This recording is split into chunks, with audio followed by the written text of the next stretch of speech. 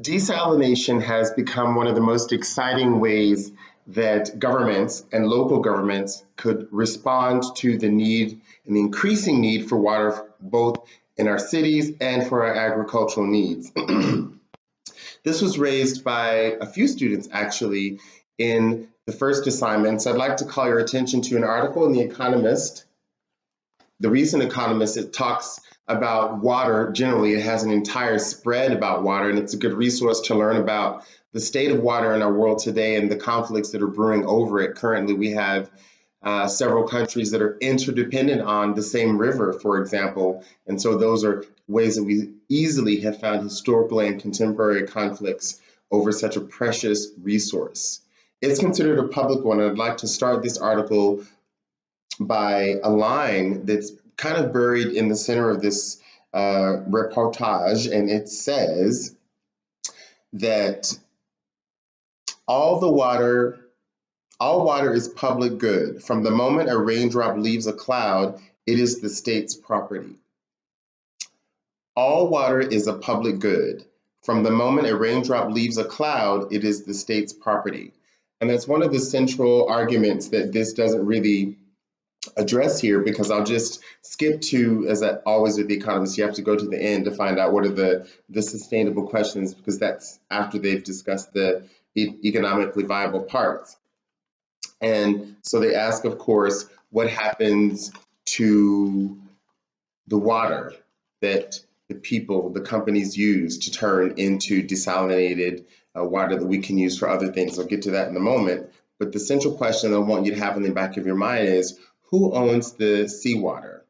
Because the companies that we're about to speak about are all private companies, and they operate in a largely as yet somewhat unregulated industry. One of the things I'll speak about is called brine.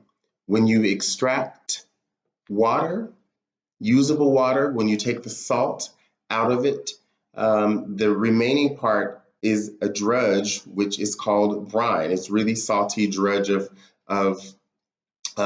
extract. And so the companies at present, they dump that 2 kilometers out to sea. It increases the saltiness of the water and, of course, decreases the oxygen that's dissolved in the water. Naturally, you and I know that all the creatures here, including plants, are involved in this oxygen usage and production system. So we can say that we can't yet measure what the impact of that is on the sea life and the sea itself, but we can imagine already that we should be cautious, because we know that we've had many instances of letting industry get a bit ahead of itself when it comes to its environmental impact. So this one thing that this article leaves unanswered, but it does slightly raise the question. I want you to keep that in mind. So taking a very good case study approach, it says that Israel is a place that has nearly 230 million cubic tons of cubic water that's produced each year now, and by 2030 they want to produce 1.1 billion cubic meters of water. This accounts for only 2% of the global production of water, and yet this is already 1/5 of Israel's water supply. In the article later, they talk about Singapore, which even has drinkable recaptured water from the sea and from wastewater. They produce the capacity produced up to 30% of that small nation country's need. So this has some bones, behind it about what we can do, especially in places where there isn't an active source of water. It can be piped from here to there. So there are some problems about it, as I mentioned, not least of which is because it's very energy dependent. This article cites that, okay, so it takes about $400 million to set up a plant, $400 million to set up one of these plants. Israel has already 5 of them. They have plans already for 2 of them.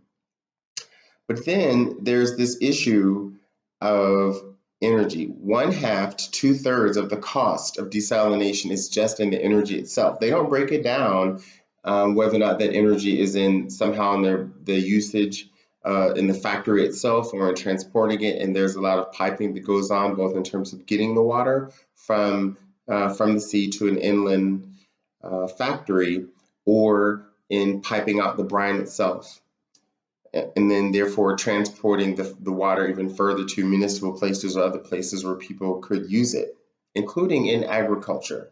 In Israel, 52% of the water that they use is for agriculture, and that's a real draw, that's a real benefit of the product of this water sector, is that even when other places who use it, Israel, Saudi Arabia, places all throughout the Middle East and North Africa, even when they don't have the technology to produce drinkable water from it, we can do a lot with agriculture. And as this said, we can even use the brine for aquaculture. And there have been increases of fish biomass of up to 300%. So there's a lot of scope for circulating the economy of desalination and reinvesting the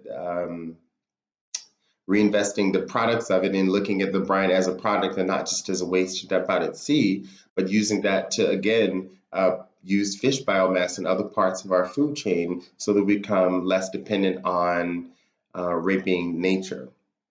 So there's a lot of scope here. I will point out that the only drawback for places to do this right now, as I pointed out, is a $400 million capital investment. Otherwise, they get up and running. And if we think about ways that we can increase the inclusion of solar, wind, and other forms of renewable power into the running of these plants, then perhaps the everyday cost can even go down even further, let alone what this article points out, that it takes very few people to run such a plant, and many people can be locally trained to do so. So what do we do when we're in one of these scenarios where A, we have a new technology, B, we have a clear and present need, we have a need for research and development and further investing in understanding what the ramifications of the waste are, looking at ways to make the waste more productive, i.e. removing waste or zero waste, the circular economy ideology. And yet we have the most dire places in the world. This is something that is, again, this article points out that these are places who can invest in it because these are high income countries. And yet this is not where people are actually starving because they don't have the water to grow food that they actually have the skills to grow. And partially why this is the case is because of global warming, and part of the big chain to kick off a lot of the global warming is the waste that we, in the wealthier, so-called economically healthier parts of the world produce. So there's this ongoing moral undercurrent that drives this discussion, but it's really time that we put our resources behind where our morality is and create some solutions and really invest in different parts of the world, upscaling technologies at work that are proven sustainable, to embed them even more into sustainable supply chains and get the word going, get the fuel for that technology as opposed to an arms race. We'll have a sustainability race. Peace out.